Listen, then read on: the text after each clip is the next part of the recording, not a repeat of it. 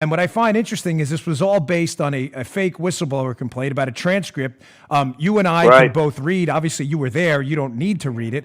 I've read the transcript. There is no illicit deal in there. There's no deal at all. And what I find fascinating is the deal that they say you made, Mr. President, keeps changing because it doesn't exist.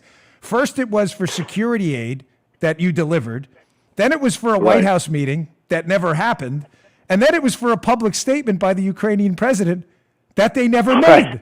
Is this a Right. little ridiculous, or am I reading this wrong? The whole thing is a disgrace to our country. In the meantime, they're not doing any work. We have one of the greatest trade deals ever made, and everybody wants it, including the Democrats. And Nancy Pelosi, it sits at her desk for months, and she hasn't been able to do it, the USMCA, and everybody's going to vote for it, most Democrats.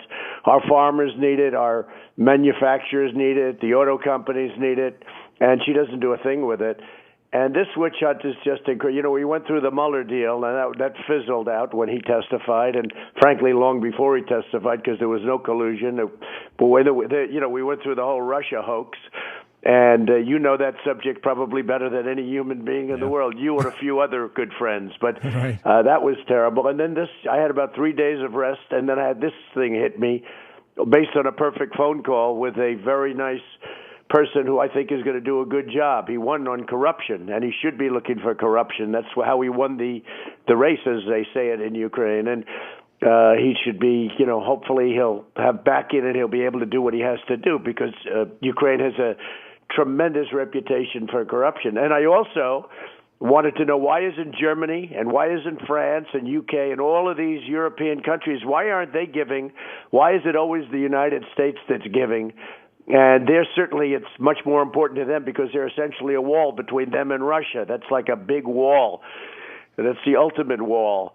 And they should be helping much more. And instead, it's the United States, always the sucker. So it's one of those things. But we help them, and we will help them. And I like the new president. And I very much liked and respected that last night he issued a very, very powerful statement that should have ended this witch hunt. And, the witch hunt, which is, as you know, Dan, gone on long before I won the election. It was actually long before. And you go back to the insurance policy, just in case I should win. Well, we're in the insurance policy phase right now with all of this nonsense.